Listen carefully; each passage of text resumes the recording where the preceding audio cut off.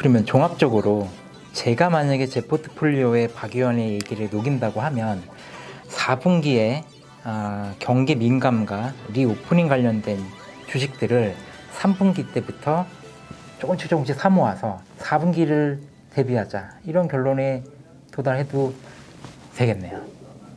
맞죠. 근데 이제 제가 가장 헷갈리는 게 반도체예요. 이게 방송이 언제 나갈지 모르겠지만 반도체요. 어제 우리나라 메모리의 피어 그룹인 마이크론이 제일 많이 밀렸거든요. 주가 밸류는 가장 매력적인데 진짜 골치가 아픈, 그러니까 머리가 아픈 상황이긴 하죠. 예. 삼전을 뭐 주가의 방향성을 여기서 논하긴 뭐 하지만 주가의 변수들로 뭘 보고 계신지가 요즘 만나는 매니저분들마다 여쭤보거든요. 남들은 뭐라고 해요?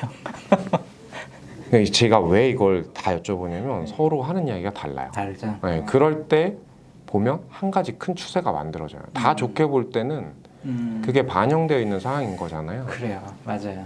지금 애널리스트들에 대한 의견도 외사랑 국내랑 국내 내부에서 좀 갈리는 것 같아서 어떤 생각하시는지 제가 궁금합니다. 저는 삼성전자, 뭐 그 중에서도 이제 메모리 산업에 대한 그 뷰를 예전하고는 좀 다르게 봐야 되지 않느냐라고 하는 생각을 갖고 있어요, 개인적으로. 그 이유는 뭐냐면 예전에 메모리는 사이클이 있는 산업이었거든요. 근데 그 사이클을 결정짓는 거는 되게 간단했어요.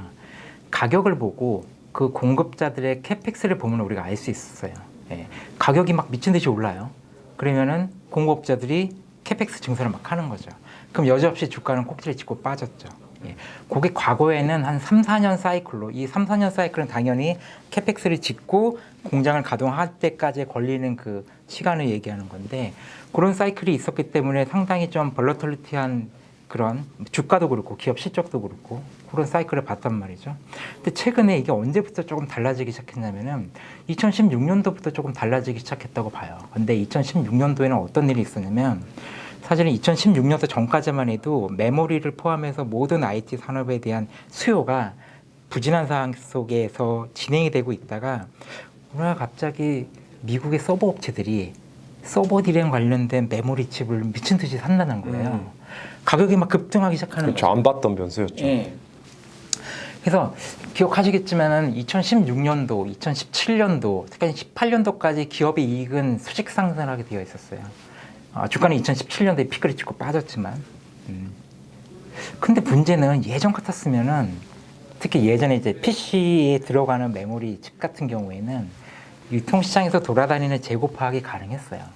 그래서 삼성전자나 하이닉스가 얘네가 재고를 몇 주째 갖고 있는지에 대한 예측을 하고 거기에 맞춰서 얘네들의 생산 스케줄을 조절을 할 수가 있었다는 거죠. 근데 지금은 가장 큰 클라이언트인 그 미국의 유명한 그 서버 업체들, 아마존이든 뭐 페이스북이든 뭐 중국에도 여러 가지 또 있죠. 뭐 알리바바든 텐센트든, 이네들 재고는 파악을 할 수가 없는 거예요.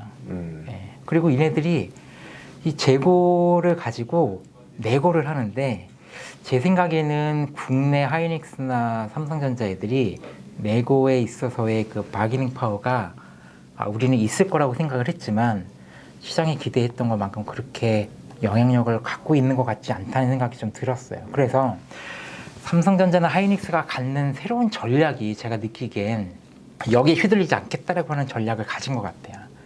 그 얘기는 캐펙스를 줄여요. 메인티너스 정도의 캐펙스를 하는 것 외에는 신규의 큰 캐펙스를 투자를 해서 치킨 게임을 안 하겠다라고 하는 전략으로 바뀌지 않았나 싶은 거죠.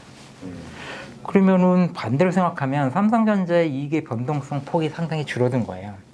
꾸준하게 분기별로 큰 차이가 없는 이익을 또박또박 내는 거죠. 시장은 여기에 성장성에 대한 프리미엄을 줄까? 아니, 돈을 많이 버는 건 좋은데, 그리고 꼬박꼬박 버는 거에 대한 배당을 주는 것도 좋은데, 우리가 기대했던 거는 삼성전자의 다이나믹한 이익 레벨업을 기대했던 건데 지금은 삼성전자가 그거를 충족시켜주지는 못할 수도 있다는 거죠. 또 한 가지는 시장에서 기대했던 것 중에서 가장 큰 게 사실은 비메모리, 파운드리 관련된 성장성이었는데, 삼성전자가 올해 상반기 때 이 부분에 대한 부분은 시장의 기대치를 충족시켜주지 못했어요. 그러니까 성장에 대한 기대치가 낮아진 상황에서 더 낮아진 거죠. 그렇죠. 인텔의 참여도 기술적으로 보면 인텔의 진입 장벽의 높음을 인정해야 되겠지만 투자자 입장에서 보면 그러니까 저도 그래요. 왜냐하면 저희도 이제 반도체를 놓고 BM을 만들어서 그걸 추정하고 있는데 마이크론에 손이 안 가요. 네. 엔비디아나 그리고 맞아요. 저희가 좋게 보고 있는 왜냐하면 지금 박연이 보고 있는 게 성장성을 보는 거잖아요. 그죠, 맞아요.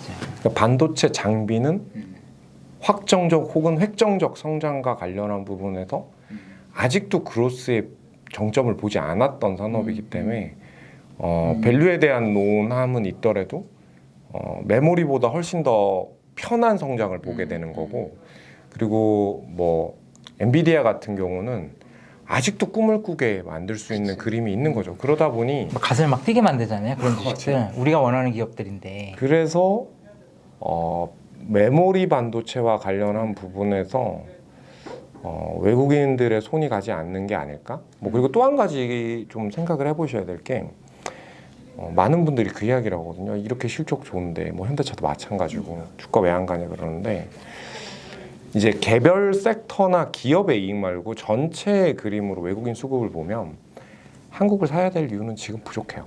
첫 번째로 신흥국이 매력적이야? 라고 이야기를 하면 신흥국이 뭐가 매력적이야? 선진국 대비해서 사실은 그렇죠. 그렇죠. 첫 번째 백신과 관련한 부분에서 선진에서 신흥으로 넘어가야 되는 시점에 델타가 터서 선진국은 지금 의무접종 부스터샷도 할 겁니다. 전 이거 거의 50% 이상의 확률이라고 생각하는데 신흥국으로 가는 속도는 낮아졌죠. 그리고 선진국은 락다운을 하지 않고 경제 정상화를 가져가는데 신흥국은 우리만 해도 지금 락다운을 계속 지속해야 되는 상황이잖아요. 그것도 전면적인 수준에.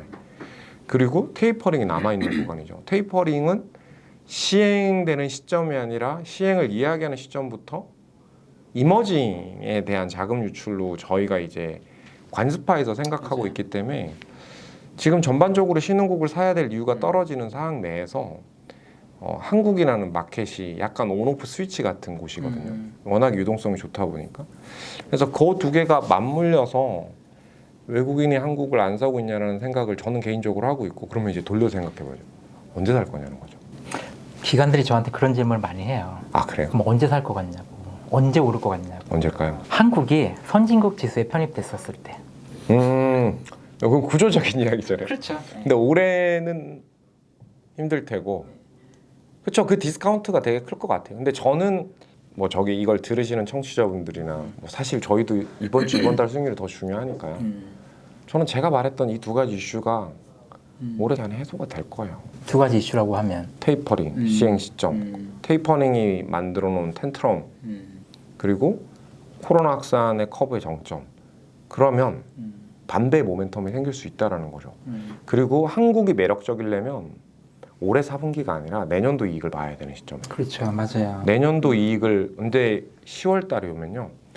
모든 기저효과가 다 사라집니다. 그렇죠. 네, 그러면 뭐 전년 대비해서 어땠어가 아니라 지금부터는 이제 동일선상에서 이 커브를 도는 게 아니라 일자 100m 할주 100m를 이제 전속력으로 뛰어야 되는 건데 그때 한국이 상대적으로 내년에 이익 모멘텀들이 다른 국가보다 좋아요. 네. 아 그래요? 네.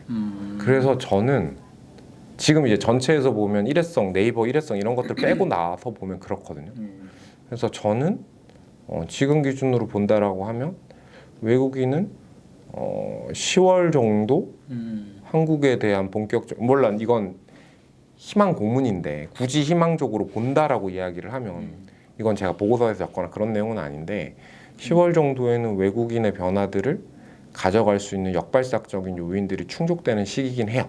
그래서 그 부분을 잘 봐야죠. 근데 그때 뭐 메모리가 생각보다 4분기 내년 이익이 좋다. 뭐 그러면 조금 편하게 장이 상단을 조금 돌파해 보려는 노력을 할 수도 있겠죠.